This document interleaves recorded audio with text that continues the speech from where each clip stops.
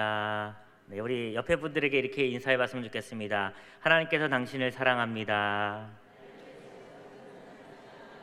네, 감사합니다. 네, 제가 상모고등학교 가서 이 인사를 했더니만 그 고등학교 친구들이 굉장히 좋아하더라고요. 나중에 얘기를 들어보니까 그 친구들은 따로 이렇게 서로 축복하는 말, 누군가 나를 사랑한다는 말을 참 듣기가 어렵다고 합니다. 우리 복된 이 말 한 번 더 같이 한번 나눴으면 좋겠습니다. 하나님께서 당신을 사랑합니다. 네, 감사합니다. 우리는 하나님께 사랑받는 자녀인 줄 믿습니다. 때문에 우리가 하나님께 부르짖어 기도하면 하나님께서 들으시고 응답하실 줄 믿습니다.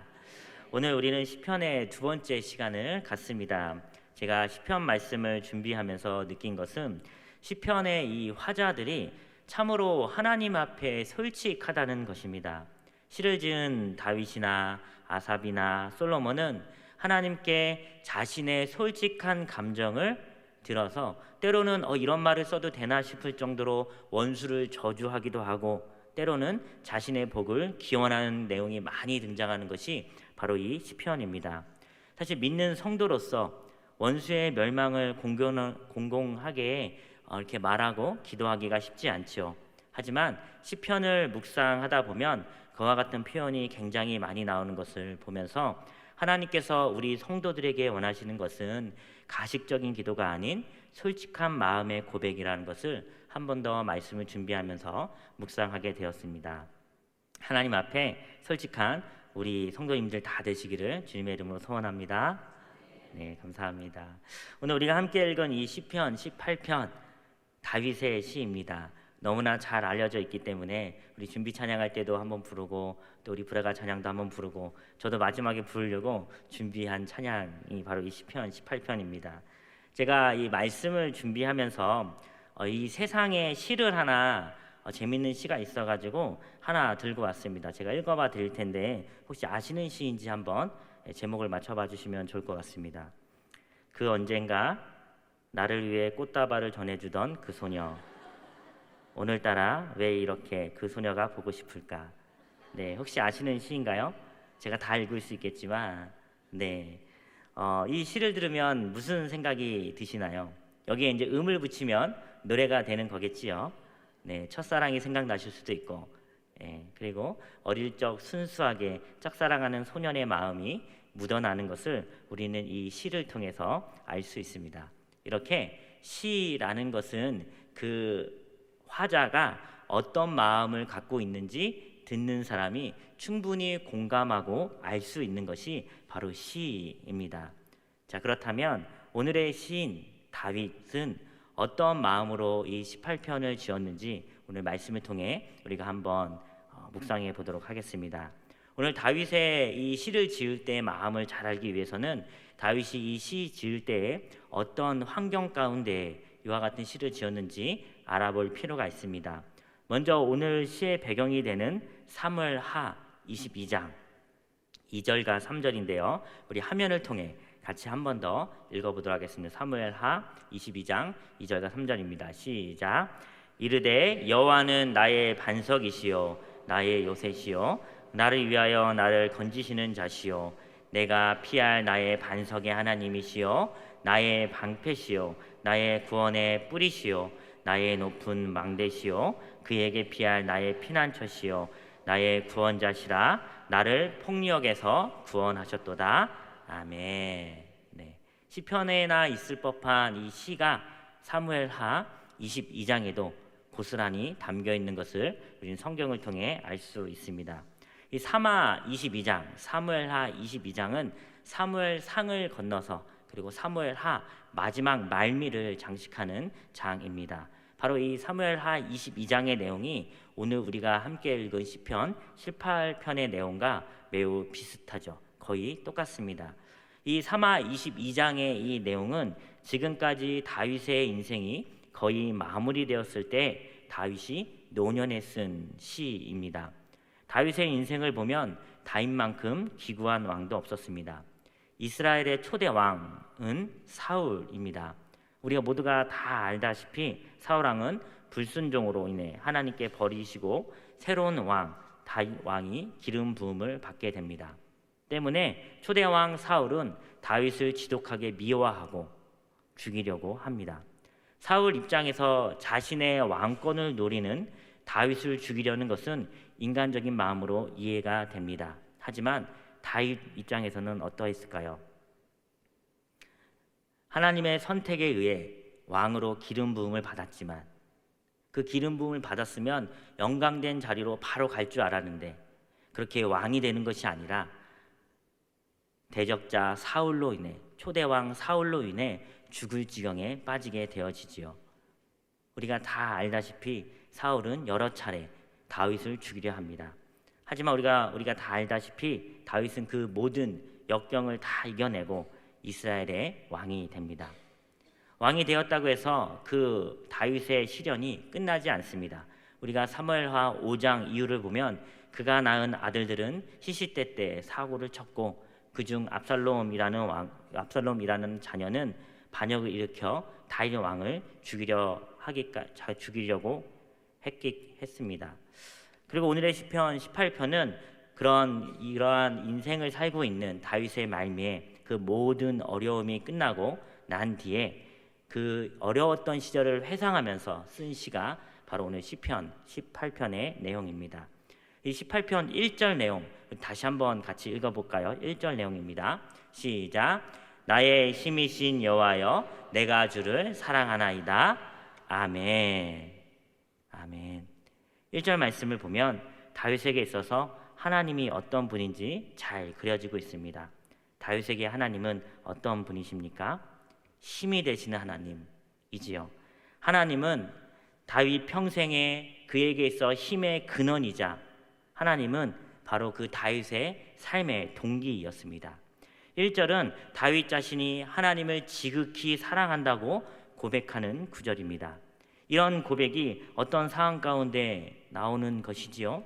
자신이 지극히 절망적인 위기의 순간과 생명이 끊어질 것 같은 위험한 상황 가운데서 그를 구해내신 분이 하나님이시기에 그리고 그 하나님이 항상 나와 함께 해 주시기에 이와 같은 고백, 나의 힘이신 여호와여 내가 주를 사랑하나이다 라고 고백할 수 있었던 것입니다. 저는 금요 기도회마다 뜨겁게 눈물로 기도하시는 성도님들을 뒤에서 보게 되어집니다. 하나님을 찾고 하나님을 부르짖으며 손을 번쩍 들고 기도하시는 성도님들을 보며 마치 다윗처럼 하나님을 사랑한다는 고백, 나의 힘이 오직 하나님 한 분뿐이라는 고백이 그 간절한 기도 가운데 흘러나옴을 느낄 수 있습니다. 저를 한 번 더 따라해 봐 주시기 바랍니다. 나의 힘의 근원은 오직 하나님이십니다. 아멘이시죠? 네, 내 온전한 힘의 근원이 바로 나를 구원하신 오직 하나님이실 줄 믿습니다. 사랑하는 성도 여러분, 우리들의 힘의 근원이 나를 구원하신 하나님 한 분이셨으면 좋겠습니다. 우리들의 삶의 이유가 하나님이셨으면 좋겠습니다. 노년의 다윗이 깨달은 진리입니다. 그는 그의 능력 있는 장수도 의지해 보았고 그리고 그의 실력 있는 아들도 의지해 보았습니다. 그리고 때로는 여자도 의지해 보았습니다. 하지만 그의 결론은 오직 여호와 하나님만이 자신을 구원하시고 자신을 어려운 가운데서 건지시는 하나님, 살리신다는 것을 깨닫게 된 것이지요. 하나님만을 의지하시길 바랍니다. 하나님만을 의지하는 삶을 사시기 바랍니다. 세상의 것 의지하기보다는 온전히 하나님만을 바라보며 그 하나님만을 의지하는 우리가 되어야 할 줄 믿습니다. 제가 오늘 설교 제목을 하나님께 부르짖으다라고 이렇게 정해 보았습니다. 왜일까요? 우리의 부르짖는 대상이 하나님이셔야 하기 때문에, 그리고 우리의 구원이 오직 하나님께로부터만 나오기 때문에 우리는 하나님을 부르짖어야 합니다. 자녀를 키우다 보면 공경에 처한 자녀가 소리 지르며 찾는 대상이 있습니다. 누구입니까? 바로 엄마, 아빠. 위험한 순간에 소리 지르며 찾습니다. 심지어 위험한 순간이 아니더라도 어린아이는 자다가도 옆에 엄마와 아빠가 없으면 소리를 지르며 찾습니다. 왜 그럴까요? 그만큼 그 부모를 의지하기 때문에 그렇습니다.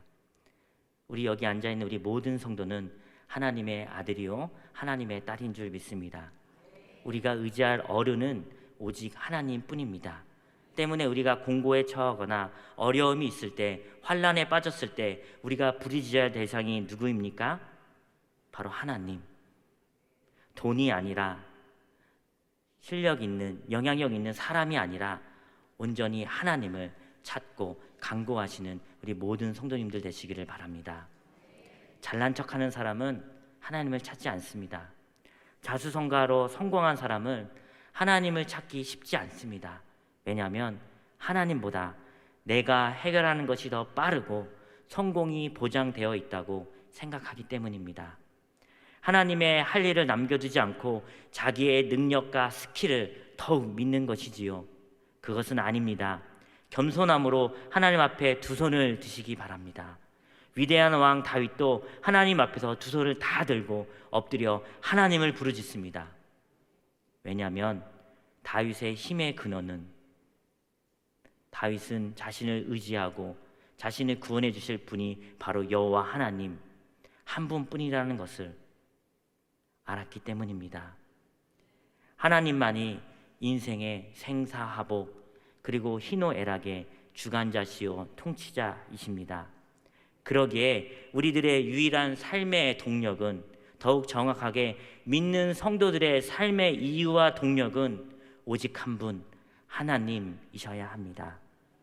오직 하나님만이 우리의 힘 되시고 우리의 소망 되시기를 주님의 이름으로 소원합니다. 2절 말씀을 보면 다윗이 하나님을 어떻게 표현하고 있는지 더욱 구체적으로 드러나 있습니다. 우리 2절 말씀 같이 한번 읽어보도록 하겠습니다. 2절 말씀입니다. 시작. 여호와는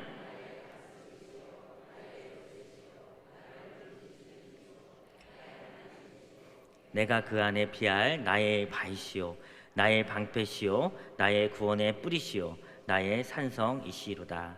아멘. 다윗이 자신이 생각하는 하나님에 대해서 묘사하며 적어 놓았습니다. 굉장히 많지요. 반석, 요새, 건지시는 이, 나의 하나님, 피할 바위, 방패, 구원의 뿔, 나의 산성. 다윗이 생각하는 자신의 하나님입니다. 사랑하는 성도 여러분, 여러분들 역시 내가 생각하는 하나님의 이미지를 한번 단어로 적어보실 수 있을까요? 얼마나 우리가 적을 수 있을까요? 우리가 풍성하게 적을수록 우리가 하나님에 대해서 묵상하고 기도한다는 것을 의미합니다. 다윗은 그가 죽을 지경에 그리고 위기의 순간이 있을 때마다 하나님께서는 다윗을 구원해 주시고 피할 바위가 되어 주셨습니다. 다윗에게 하나님은 누구도 침범 못할 반석이 되어 주셨고 요새가 되어 주셨습니다. 다윗의 피년차가 되시고 다윗의 산성이 되신 하나님께서 지금 이 시간에도 우리 구미상목교회의 산성이시요 우리 구미상목교회의 방패가 되어 주실 줄 믿습니다.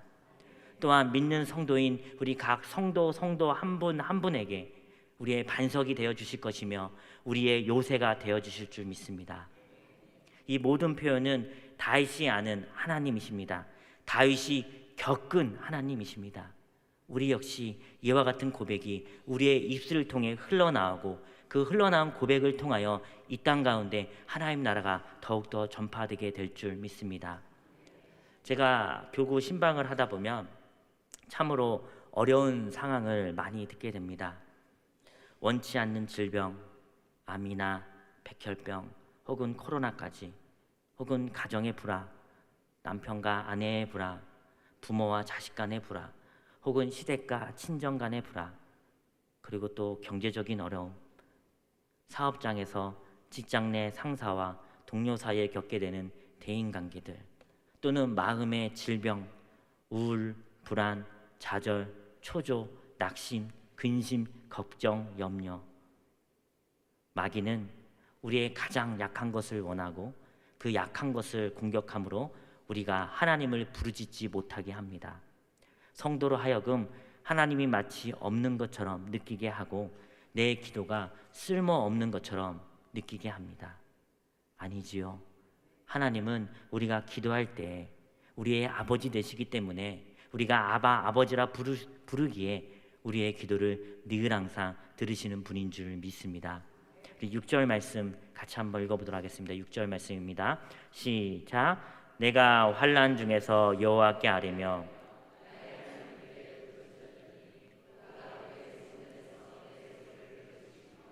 그의 앞에서 나의 부르짖음이 그의 귀에 들렸도다. 아멘.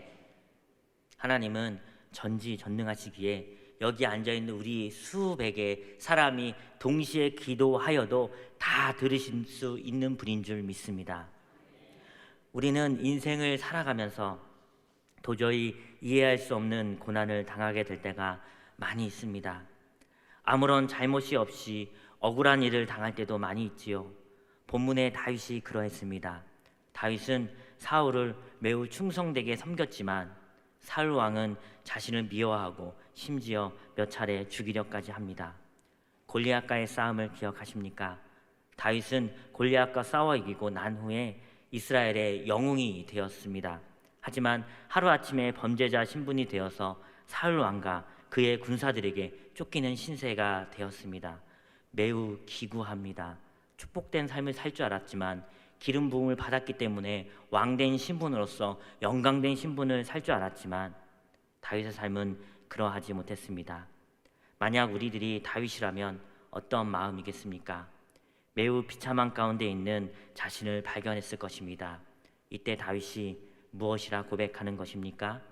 내가 환난 중에서 여호와께 아뢰며 나의 하나님께 부르짖었더니 그가 그의 성전에서 내 소리를 들으시며 그의 앞에서 나의 부르짖음이 그의 귀에 들렸도다. 하나님은 우리의 작은 음성까지도 우리의 작은 신음까지도 들으시는 줄 믿습니다. 다윗이 아파서 애곡하고 통곡하는 소리를 하나님께서는 들으셨습니다. 그가 부르짖어 기도할 때 하나님이 함께 하셨고 그의 기도에 응답하셨습니다. 이제 이 다윗의 부르짖음이 우리 모든 성도의 부르짖음이 되길 원합니다. 혹여나 원치 않는 질병으로, 혹여나 가정의 불화로, 경제적인 어려움으로, 또 마음의 질병으로 어려워하시는 성도님들이 계십니까? 사랑하는 성도 여러분, 하나님께 부르짖으시기 바랍니다. 그리고 이 시편의 화자들처럼 솔직한 마음으로, 솔직한 감정으로 하나님께 아뢰시기 바랍니다. 개인의 골방에서 혹은 기도의 자리에서, 예배의 자리에서, 새벽 예배마다, 금요 기도회마다 하나님께 간절히 주여 나를 구원하여 주시옵소서, 나를 환난 가운데서, 이 공고함 가운데서 나를 건져 주시옵소서, 그렇게 신음하며 기도할 때 주님께서 들으시고 우리의 기도에 응답하시고 은혜 내려주실 줄 믿습니다. 이 시간 우리 같이 한 번 더 나의 힘이 되신 여호와 같이 찬양하면서 우리 기도하는 시간 갖도록 하겠습니다.